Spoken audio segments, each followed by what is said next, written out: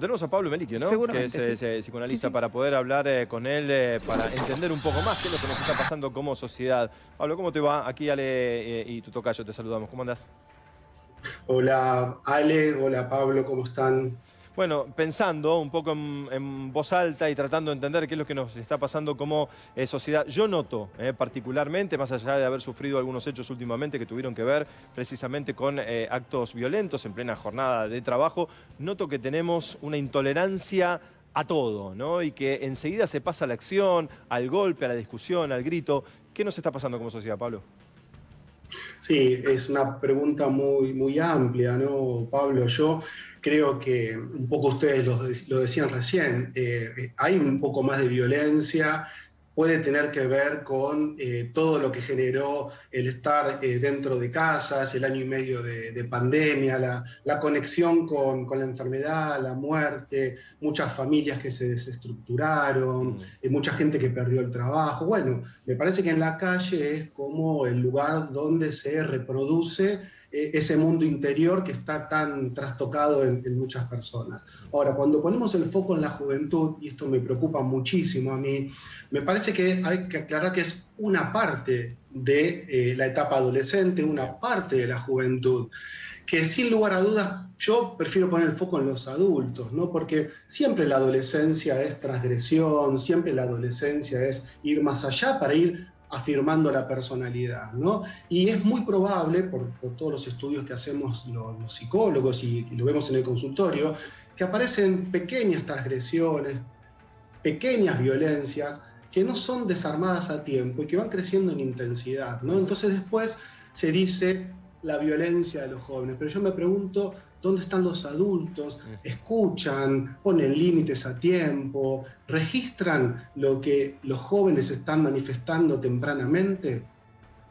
Pablo, Alejandra, ¿cómo estás? Buenas tardes. Ale, ¿Qué influencia tiene el patriarcado, esta sociedad patriarcal, machista también en cierto sentido? Y lo que yo decía al principio, la represión que hacen los hombres de la sensibilidad como parte de una heteronormatividad también, ¿no?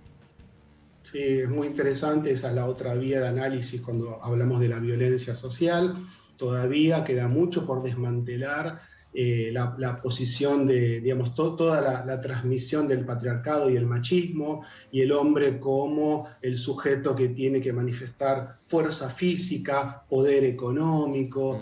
Si bien señalaban muy bien que hay también algunos casos de algunas chicas que se pelean y se lastiman, no es lo común, ¿no? Claro. Siguen habiendo muchísimos femicidios, mucha violencia intrafamiliar, y por sobre todas las cosas es el hombre, o algunos hombres, aclaremos, que todavía siguen en esa línea de la violencia transmitida de generación en degeneración, ¿no? De generación en degeneración. Se sigue reproduciendo esa violencia a partir de no desarmar, y me parece re interesante esto, ¿por qué el hombre no puede manifestar sensibilidad, amor, cuidado, ¿no? Cuesta mucho. No quiero decir que sean, de vuelta, no son todos los hombres, pero estos hombres que vemos signados por la violencia es porque se siguen manejando creyendo que el macho es el que tiene que estar por encima del hombre, ¿no? El hombre es otra cosa, no es el macho. Pablo, tengo dos temas. Uno tiene que ver con las redes sociales y el otro que mencionaste recién, con respecto a los límites, ¿no? Sobre todo a esos jóvenes, a esos adolescentes donde los padres no pueden poner límites, digo, pero también muchas veces se trata de poner límites a esos adultos desde diferentes esferas y tampoco los cumplen, los transgreden todo el tiempo. Qué difícil, ¿no? Si aquellos que tienen que poner límites los transgreden todo el tiempo, ¿cómo baja esa información y cómo podemos pretender que actúen de manera coherente cuando sus padres no lo hacen? Claro, porque si hacemos un pasaje por la historia reciente, no nos olvidemos que las sociedades construyen y destruyen subjetividades, ¿no? Depende qué tipo de adolescente quiero.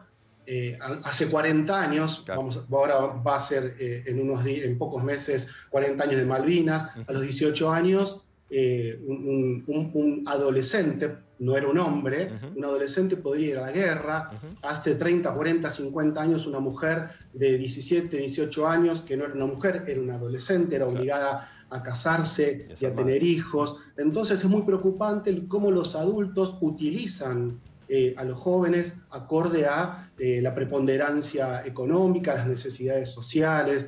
Y creo que también ese pasaje de esos padres tan represivos a padres y madres que la juegan de amigos, no hay un equilibrio, no hay ese, como decía Lin Yutang, ¿no? No hay un justo medio, ¿no? Pasan de amigos que les cuentan sus propios pesares económicos y íntimos a represores.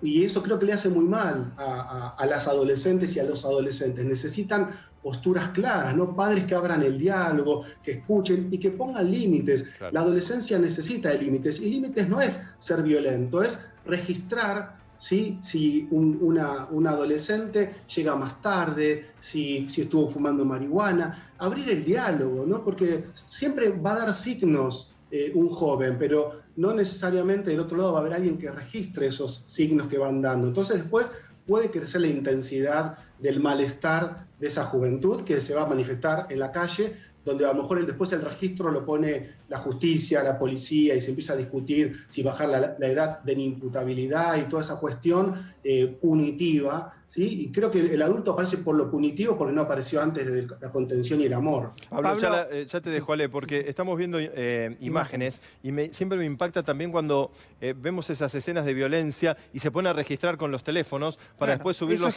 violencia también. A las redes sociales. Digo, ¿qué papel juegan también las redes y lugares donde realmente son muy violentos? Y parece que en realidad estás viendo todo el tiempo una película que fuera ficción, pero es la vida real que se está transmitiendo y llevando hacia ese lugar como un divertimento. Sí, Pablo, eso tiene una doble lectura, ¿no? Porque por un lado es muy absurdo, ¿no?, que se quiera mirar la vida real desde la vida virtual, desde una cámara. Me preocupa en un concierto donde la gente mira a través del celular el concierto en el que está. Es una paradoja absurda, ¿no? Pero también esos teléfonos a veces sirven para detectar algún violento, que en estos tiempos fueron muy importantes el registro del celular. Así que tiene como una doble lectura, pero creo que la vida virtual también nos está tomando la escena y hay un estudio de que por lo menos cada 150 veces al día tomamos el celular. Dios mío. Y esos minutos no los dedicamos a otras cosas, ¿no? Estamos muy pendientes de los teléfonos. Pablo, recién Pablo Messina, te hago la diferencia de Pablo, estamos hablando con dos Pablos a la vez. Pablo Messina hablaba de las redes sociales. Yo le voy a añadir a las redes sociales los medios de comunicación como generadores también de violencia. Sí, claro. Y también el Estado en el efecto de generar vulnerabilidades hacia los jóvenes. ¿Qué rol debe cumplir cada uno? ¿Qué rol no está cumpliendo cada uno, tanto los medios como el Estado, en la generación de violencias?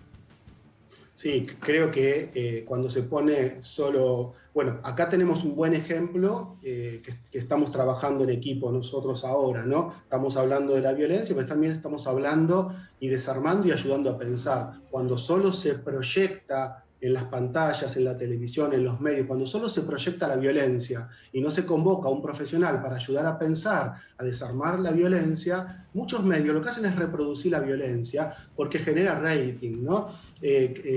No ponen pibes y pibas como conozco yo, que van a ayudar en barrios carenciados, que están estudiando, que aportan saberes a la sociedad, ponen siempre esos jóvenes, recortan una parte de la juventud y entonces salen esos titulares: los jóvenes son violentos. No, los jóvenes no son violentos, es una parte. Entonces creo que lo central, Ale, es que pensemos, ¿no? Abramos el diálogo y nos demos cuenta que la juventud es la que puede cambiar el mundo en la medida que hayan hogares, contenedores, escucha, y se los estimule, ¿no? Y decías el Estado, ¿no? Bueno, el Estado también colaborar, porque la juventud necesita trabajo y cuesta mucho, necesita estudiar y a veces tiene muchas dificultades para acceder a la universidad, a los viajes. Necesitamos un Estado que acompañe económicamente y hogares y sociedades que estimulen desde lo emocional a estas juventudes.